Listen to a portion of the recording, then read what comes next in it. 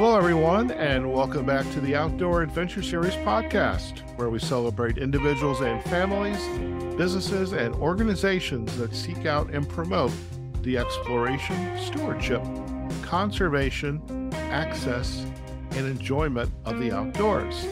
Mia Anstine is our guest on the Outdoor Adventure Series today. Mia is an outdoor enthusiast and content creator. She focuses on mentoring others to country life that includes hunting, fishing, and shooting.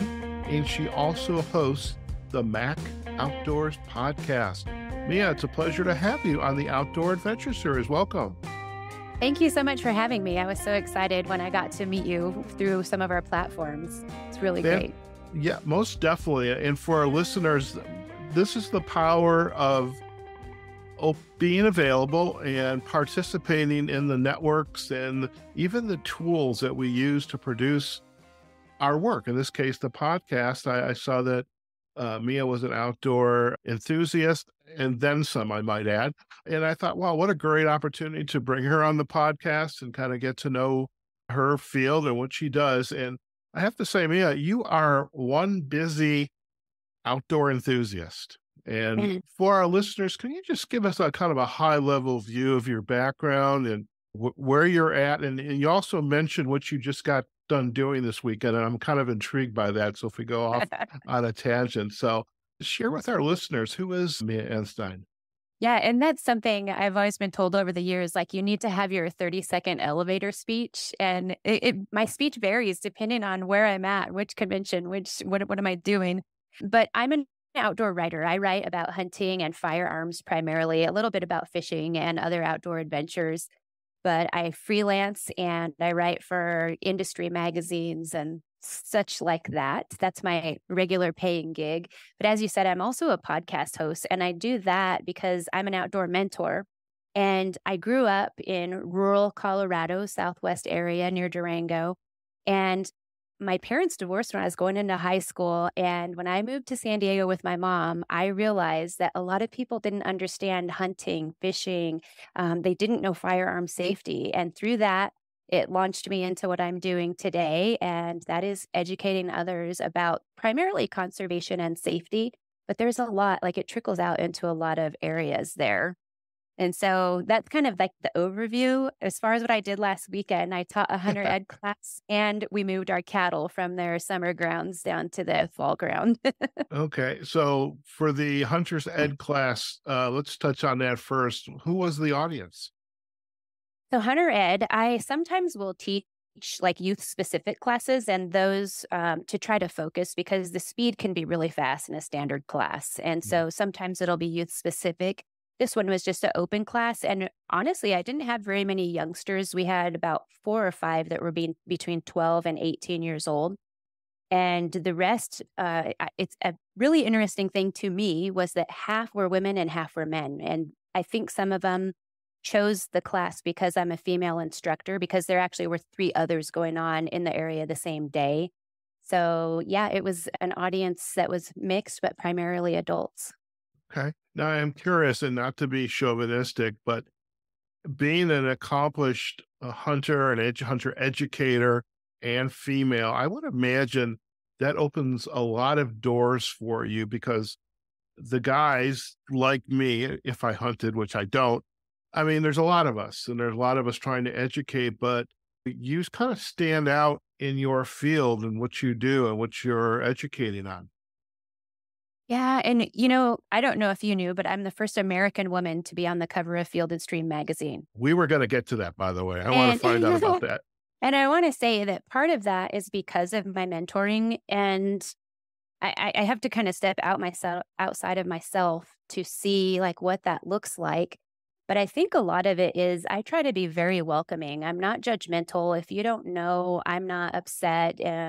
If you're a slow learner, let's work with you and we'll help you get up to speed type of thing. And I think it really is beneficial because I actually have on my personal platforms, I sell shooting courses and trainings and stuff like that. And I have a lot of men that will reach out to me privately that ask questions and they want help. And I think it's because a lot of women will say I'm intimidating, but a lot of men say that no, not intimidating because the other men expect me to already know, where like I don't expect them to know. I'm like, what do you want to know? And I'll help. Okay. Very good. Very good. Now, this class you were teaching, what goes into an introductory class in hunting? What does that entail? An introductory class is required to get a hunting license in most states in the Oh, United okay. States. So with that, you're taught survival, you're taught ethics, obviously a lot of firearm safety, firearms techniques and use and the types of actions. There's a ton that goes into firearms. It's a big bulk of it. But then also another big bulk is laws. We want people to know how to be legal or where they can find the laws. We teach about conservation and we talk about wildlife, their habitat, and how we can sustain healthy wildlife populations. So there's a lot that goes into the class, but the minimum requirement is 10 hours. And so we have to cram a lot into that little class. So this is a full 1 day class, or is it spread over a couple days? The one that I did this weekend is called an internet conclusion course. So Okay. you take a course online, you go through all kind of modules, and it's very in depth online. And then you pass a test up there. Then you have to sign up for in person, where we're required to give you, I believe it's 4 to 6 hours in person. I have a standard set agenda that I use to cover everything. And with that, you have to cover more of the in-person hands-on training and visit about laws, generally with one of the law officers, a wildlife manager or game warden. And after that, you take another written test, and then we do a range test where we do live fire shooting the rifles at the range. Okay. Very interesting. There's a question I want to ask. Actually, I just go ahead and ask it now. Out west, the I know there's an issue with folks that are hunting advocates, whether it's upland bird hunting, elk, deer, whatever.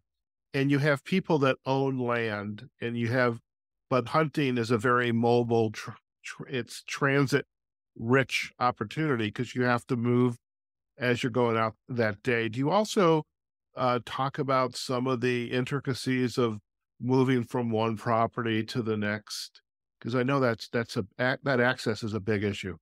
Yeah, access is a huge issue and probably not as much out west because we do have a lot of public land out west. And I know in some of the northern states, they're fighting for public access. And that's where we have private lands that are surrounding the public land. And so access is limited to those. And that's something that this last spring, there was a law passed in Wyoming to allow people to cross the corners of properties to access from one public to another public, where it was kind of like the four corners. You're going to go from Arizona up into Colorado and not touch New Mexico and Utah. So something like that.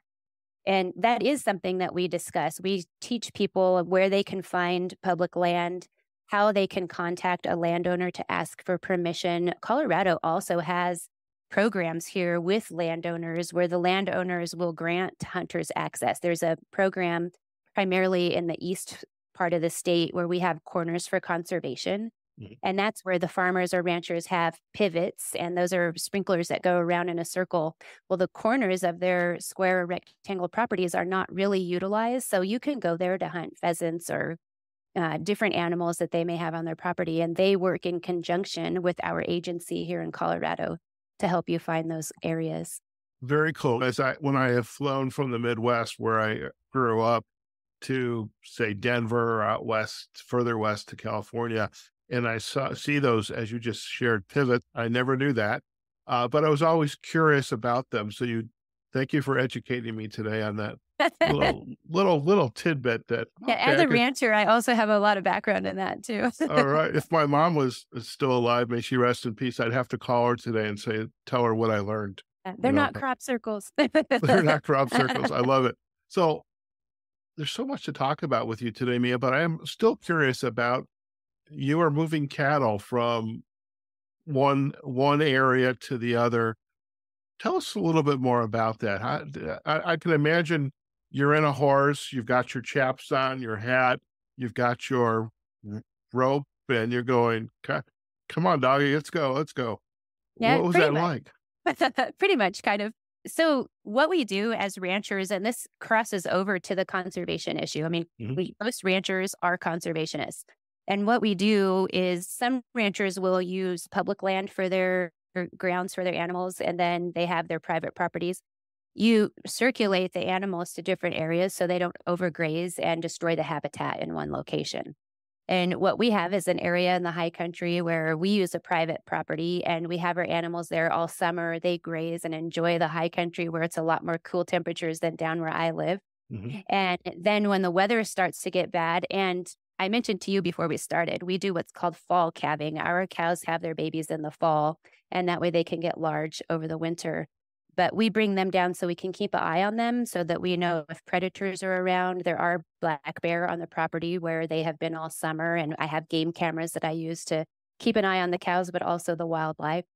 And we move them so that we can maintain that habitat and for the wildlife that's up there, but also so it'll be good to go next spring when we're ready to haul the cattle back up. And yes, I was on a horse. I didn't have any chaps on, but I did have the cowboy hat and my jeans, and my horse was, we push him. Generally, it's a super fun thing to watch. It's kind of funny because that property is beside a highway. Hmm. And at one point, the cows just took off and we're taking off and we're all running. And you could see the cars on the highway stopping to take pictures because it's just, even for us as ranchers, it's something that is an icon of the West to see ranchers moving cows or sheep or whatever their animals are. I think if I was in one of those cars, I definitely would have been stopping to take photos because I've never seen that except in the movies. Come visit. I just may do that. I just may do that.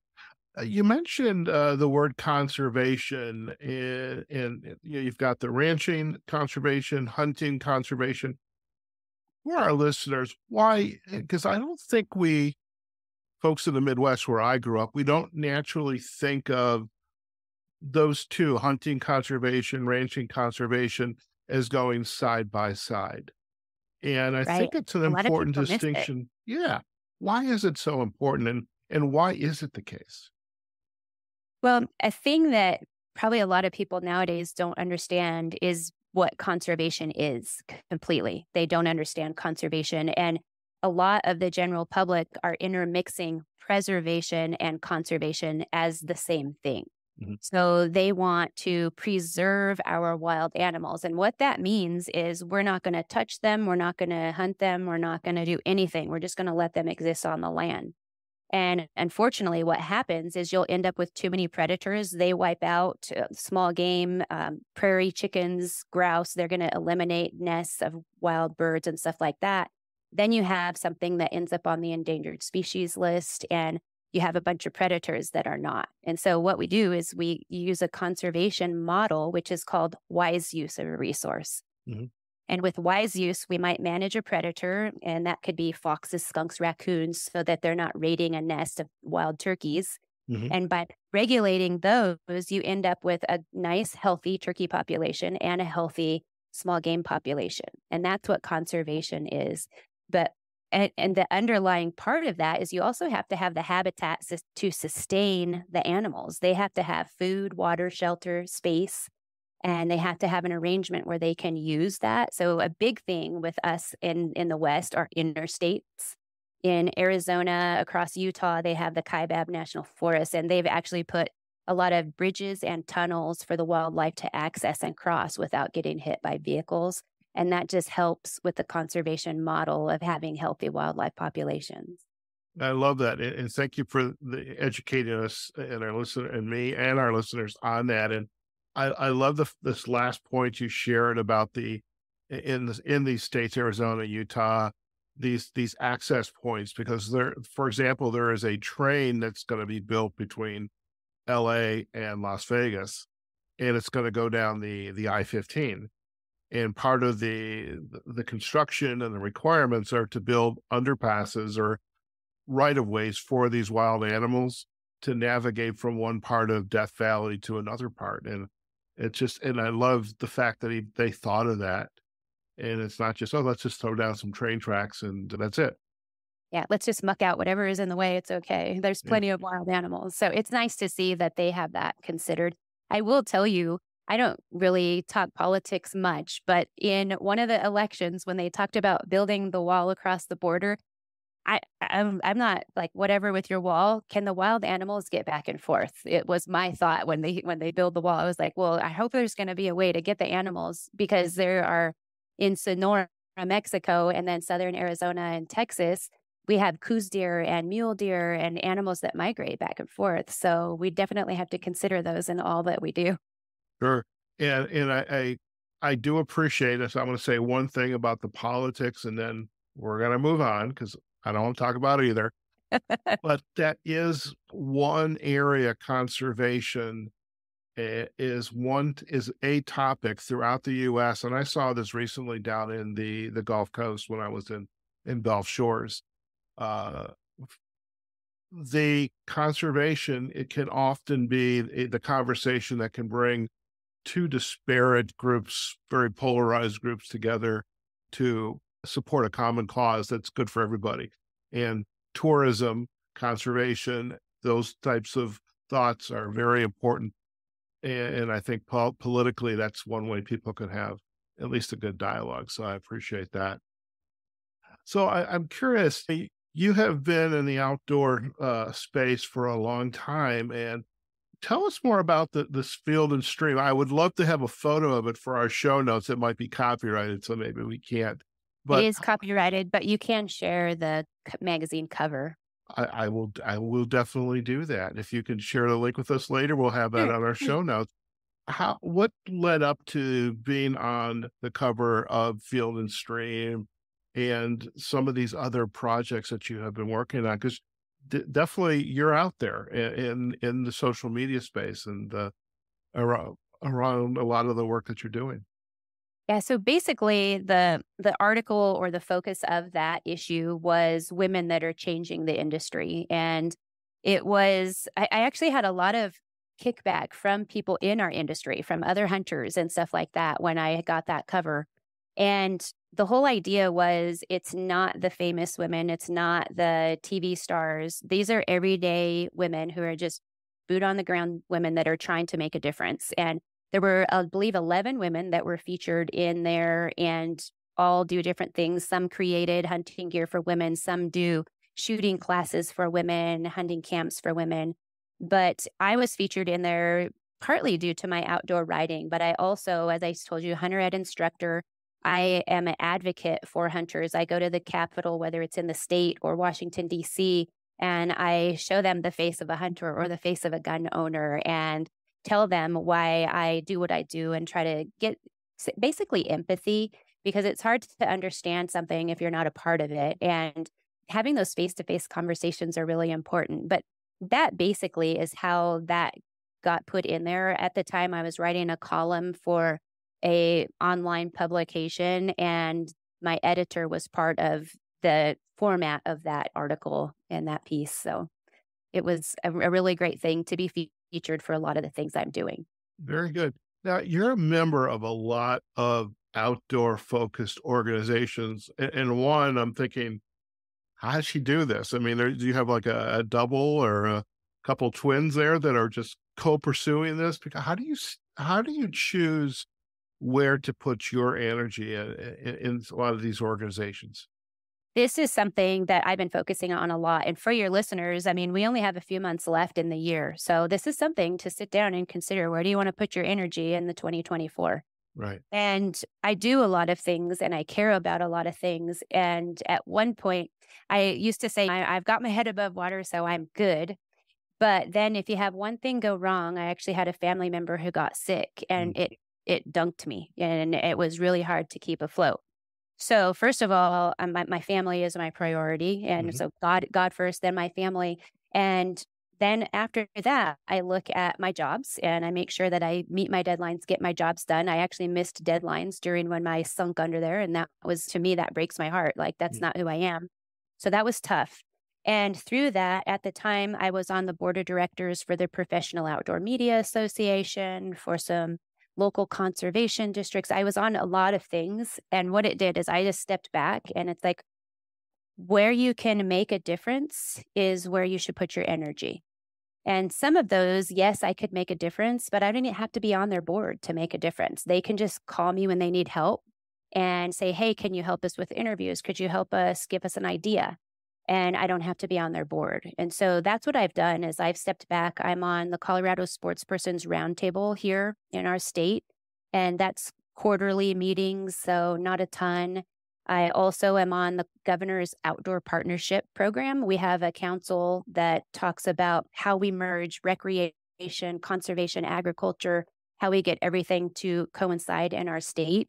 And that is a wonderful program that is working really well to help us just keep all the things at the forefront. And those two are my big ones right now that I've stayed just fully active on. And then I'm a regional representative for SCI for the state of Colorado. And with that, all I am is an advisory for my chapters. And I sit on the outdoor partnership for SCI. So there And is that. what does SEI stand for? SCI is Safari Club National, and we're a conservation Okay. organization that fights for the rights to hunt. Okay. Yeah. And I'm curious, tell me a little bit more about that, because I've not heard of that. When I think of safari, I'm thinking Africa. I Uh, understand. Most so people do. And yeah, I've never been to Africa. So so yeah, the name is kind of misleading because it's not specifically about safaris, although a lot of the executives in the board and stuff like that, a lot of them are all about going to Africa. I have been to a lot of other countries, but mhm. never to Africa yet. And SCI, we're at the front lines. We have lobbyists that are employed by the organization. And right now, currently, there has been a bill to eliminate funding to schools that offer National Archery in the Schools programs or hunter education programs. And I told you I teach hunter ed. I also teach NASP, which is National Archery in the Schools. Mhm. And so that's something that immediately SCI combined with a few other organizations, and we filed a lawsuit to protect that for those schools, because the best way to protect kids is to empower them with knowledge and Mhm. teach them what damage something can do. So that currently, I'm not sure if it's been signed yet as of our meeting today, but it's on the president's desk to be signed that they will allow those schools to continue to receive their funding if they teach those programs. So that's just one example. And then we have a Western states lobbyist and Eastern and worldwide. They work on different lobbying issues to protect the rights to hunt. And we also work with like endangered species issues because we don't want any animal to be ever extinct, but we also want that habitat and that balance of wildlife so that we have healthy populations of all animals. Okay. And speaking of healthy populations, what are some of the initiatives that are going on now, perhaps in your area of Southwest Colorado, the rewilding of wildlife habitats? And I'm asking that because I'm about to have a podcast about repopulating and rewilding of the bison herds throughout Yep. their habitats in the West. So, what is your focus in that area? That is one of the issues. And primarily I focus on Colorado, but I also, where I live, New Mexico is right here out my window. Right. And so I look at New Mexico a lot also. And one thing, there is an initiative, a push, and I'll have to stay tuned to your podcast to see how that conversation goes. Because this push for rewilding of the West is going on. And you just told us that. That push, what it means is a preservation mindset that I just told you. It's a no use. We're going to put animals that were on the land 100 years ago, and actually now it's 150 years ago, put these animals on the land, and we want them to just flourish and run and roam the land freely like they did back then. A big thing is the land is not the same as it was back then. I mean, how many millions of people do we have now in comparison to 100 years ago? Mhm. We have a lot more vehicles. We have a lot more transportation, like you just mentioned. We have solar panels. We just have a lot of human impacts on the habitat. So this let them run free and wild is not the same as it was 100 years ago. And rewilding the West also doesn't include hunting and management from the roundtables and stuff that I've been on. Because actually, I mentioned a couple that I'm on, but I'm actually on a few more. And here in Colorado, what we've had is a ballot initiative to introduce wolves into Colorado. We will have wolves due on the end of December of 2023, so just a couple months. And we're on schedule for that.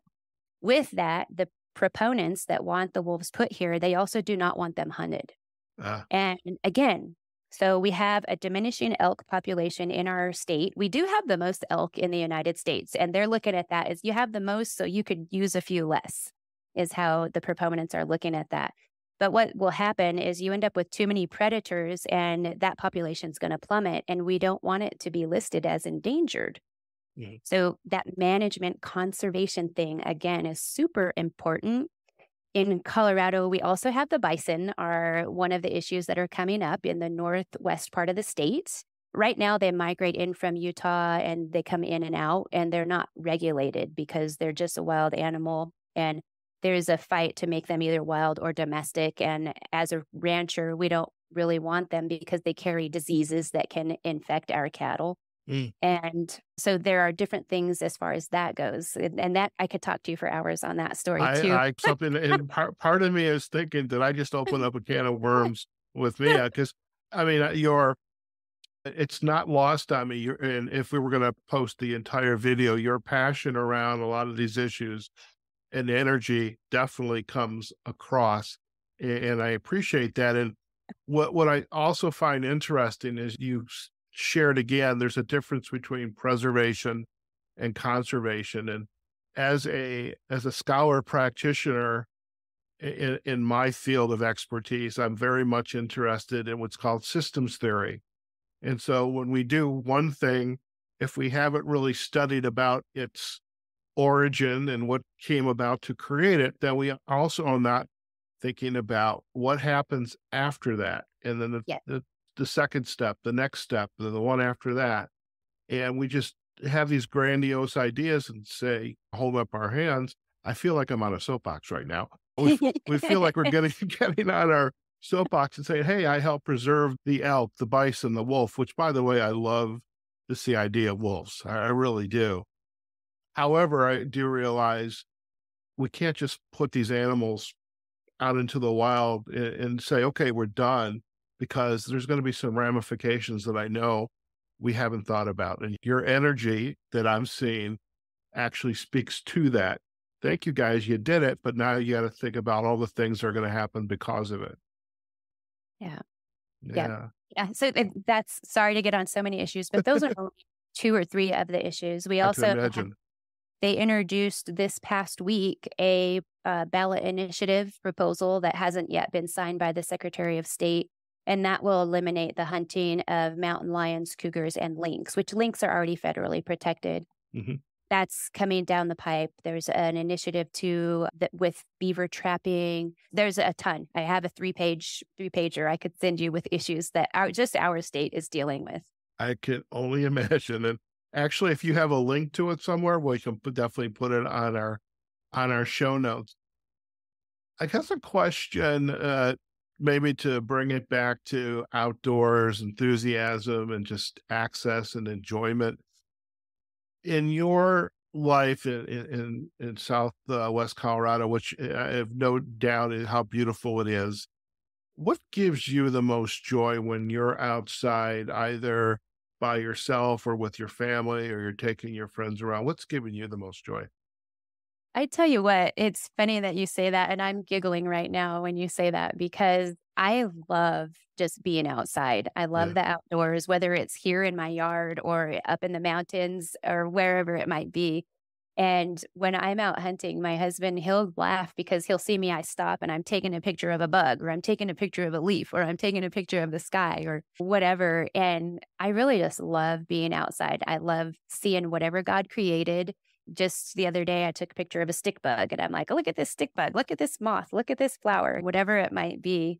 That's what I truly love, is just admiring everything that's out there. Very good.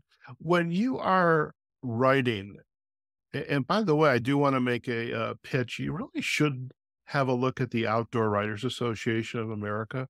I joined. I did do it. I You did did it. do it? After we visited, because I told you I had considered joining before. Okay. So as soon as we got done chatting last time, I just sent all my stuff in and Well, fantastic. And I can say I'll go out to the executive director because I owe him an email after this. Okay, you got to check out Mia, and that's wonderful. It's a great organization, and When you are writing for education, for pleasure, it's a project, a freelance project. Are there one or two publications that, God, I love writing for these guys. They get me. Is there a publication like that? Could be media, print media, or digital. I've had a lot of different people that I've written for, and one of my favorites was Beretta when they had writers. Now they don't have writers on staff anymore, but currently it's something that's really kind of surprising to me because most of what I do is hunting. But I write for Shop Business Magazine and Hmm. Shooting Industry Magazine, and I love writing for them. And those are magazines for the firearms retailers. Hmm. And I always like, I'll go into a gun shop no matter where I am during my travels. And I'm like, I wish they would have read this article that I wrote, something like that. So that I really enjoy. It's something that is totally kind of separate from my hunting adventures and outdoor adventures. And it focuses on a different realm and like encouraging them with their marketing and their sales and tips like that. Okay. And when you're out hunting and different times of the year, I suppose, is there one particular adventure that you enjoy more than the others? Are they about equal? Where are you on that? When I am hunting, mm, they're all different, I would say, and as I said, I just love getting out there, so Yeah. there is but my favorite thing to do is to hunt elk during archery season in the rut, Okay. and whether I'm the hunter or whether I'm the guide, it doesn't matter. It's just fun to watch the wildlife, and like this last season, nobody tagged anything, but there were so many experiences and interactions, and you just kind of when you're hunting, you view the wildlife differently than when you're hiking, or even if I'm out on my horse looking at my cows. The wildlife is different when you're on the ground trying to hunt. I love it. One of my peers, he's a member of the Wisconsin Outdoor Communicators Association, WOCA. His name is Patrick Durkin, and one of his favorite annual activities is to go out west and hunt elk with the bow and arrow, which I think is very interesting. Because the last time I did a bow and arrow, I was probably a teenager and in a little right off the skating rink was a little archery area. So Mhm. I've so much to do, so little time. Whatever. Uh, so as far as your writing is concerned, and what types of have you ever pursued like awards for some of the writing that you've done, or is that you just love to be told, "Hey, Mia, I read your article; it was great." What Every now and then, I'll submit one of my articles for an award if I think Mhm. it's something that is noteworthy, which, I mean, I think everything I write is pretty decent, but some Mhm. of it, it's just like, "Oh, this was really great." And I'll submit those for awards, but not always. Sometimes it's just like, I don't have time. There's a whole process and all of that, and I do a lot of other things. I can imagine. Has anybody ever stopped you, like, on the street or maybe in the airport or I can imagine you're sitting in the airport minding your business and someone's got Field and Stream and they look up, "Wait a minute, I know that woman." Anybody ever kinda recognize you? When I wouldn't say specifically with Field and Stream, but yeah, I have had people stop me before and they're like, "Are you Mia?" And yeah, I am. And I've had some gentlemen that have their daughters, teenage daughters, they follow me and share all this stuff with their daughters. And one of them was like, "Oh my gosh, can you meet my daughter?" And this was actually at an NRA convention several years ago. "My daughter's here and let me go find him and can we meet and take pictures with her daughter and stuff like that." And I think that's really great to be able to have a positive impact on young women or young men and kind of show them things that are possible and how they can have fun and adventures. Fantastic. By the way, you are really gonna enjoy, uh, Outdoor Writers Association of America. Our past president, Katie McKillop, is a phenomenal writer, but outdoor adventurer. And then Christine Peterson, the president before her, I mean, she hunts with her husband and their little girl.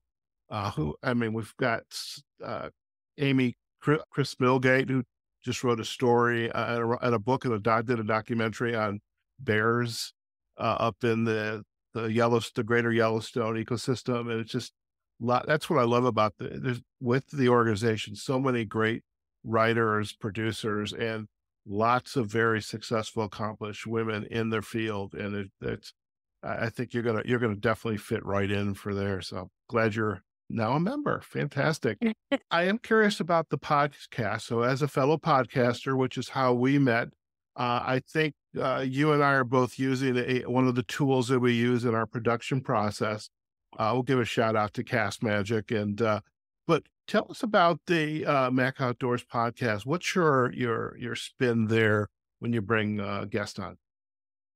Yeah, so Mac Outdoors originally started, I had a column that was called Mia and the Little Gal. It was about myself and raising my daughter in the outdoors and adventures and stuff.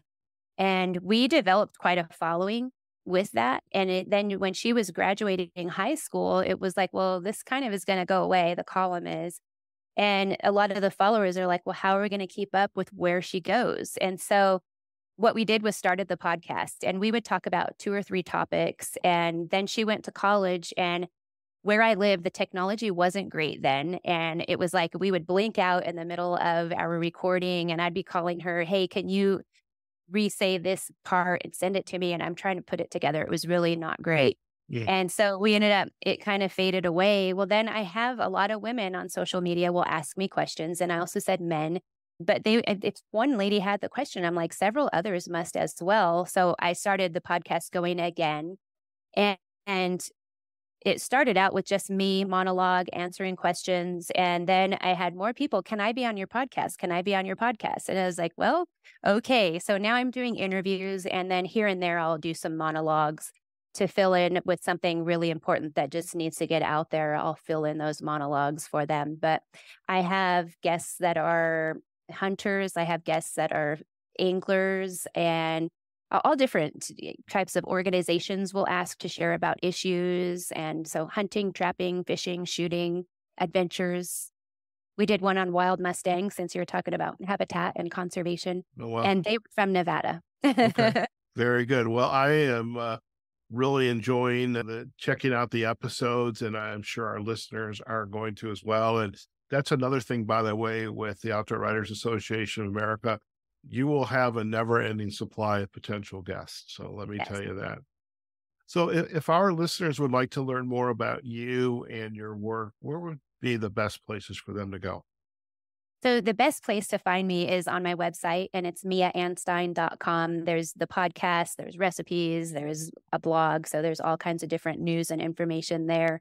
And then on social media, you can look for Mia Anstine or Mac Outdoors, and I'm on most social media outlets. Very good. Now, in checking out the website and looking at the recipes, there was one in particular. It just okay, and I'm not going to say what it was because I just like okay, I've not heard of that recipe before, but I'm sure it's good. I'm kind of a traditionalist. You know, black coffee. I don't want any fancy sugary additions to it. Even my bagels, it has to be a poppy seed bagel, nothing fancy. So even some of my eating habits are very Very refined. And so on the recipes, there are wild game recipes primarily, and that's where you probably were like, whoa, because some of that wild game people don't think you eat, but you do. I didn't know that, which was like a surprise. Like, okay. Yeah. There's also keto friendly like snacks that you can carry in your backpack when you're hunting and things like that. Well, and I know there was a links to a store where you buy some of your outdoor snacks, and I definitely had to check some of those out. And the one of the links it was definitely like keto friendly, which I'm all for that. Gotta watch the sugar. Listen, it has been a pleasure to have you officially now on the Outdoor Adventure Series podcast. A wonderful episode and covered a lot of ground, and at least we're going to give our listeners a stepping into point if they'd like to learn more about you and your work. And because you are involved in a lot, I feel like you're the Energizer Bunny. I just wonder where the batteries are. And but you're doing great work. And again, you're going to be a welcome addition to OA, and really excited to have you on board there. So, Mia, once again, thank you for taking the time to join us on the Outdoor Adventure Series podcast. Thank you for having me, and thank you for sharing adventures with others. Thank you. Listen, stay in the line. We're going to do a quick close, and you and I can have a final chat. Okay. All right, folks, we have just been chatting with Mia Anstine, outdoor enthusiast, content creator, and host of the Mac Outdoors podcast. we covered a lot of ground today, everything from activities at the state, local, federal level around conservation, access. We learned about the differences between preservation and conservation, and really perhaps some of the unintended consequences as we pursue some of these initiatives. And just listening to Mia, I mean, like I said, she lit up, her eyes lit up, and she definitely can see that there's passion around the topics that she's very invested in, being a landowner and having a farm out in Southwest Colorado. So definitely a point of view. We also learned about Mia's hunting education, whether it's bows and arrows, whether it's guns, the proper handling, and to become confident and able-bodied hunters. Just a lot of great information there. Now, we're going to provide backlinks to her website at miaanstine.com, and we'll also have a link to her podcast so you can subscribe to it as well, the Mac Outdoors podcast, as well as her Facebook and Instagram pages. So definitely lots of ways to learn more about Mia and her work. As for us, you can find us on the Outdoor Adventure Series podcast.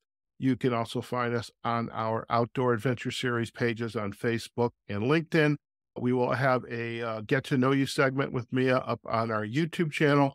And of course, you can listen to this episode and all other episodes for that matter, wherever you listen to your podcast. Now, if you do go out to Apple and Spotify, we would love for you to comment, like us. We love 5 stars, by the way.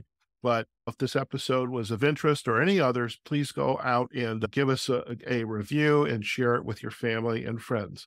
Okay, folks, wherever you are, whatever you're doing, go out there and have a phenomenal day. And we will see you on a future episode of the Outdoor Adventure Series podcast. Take care now.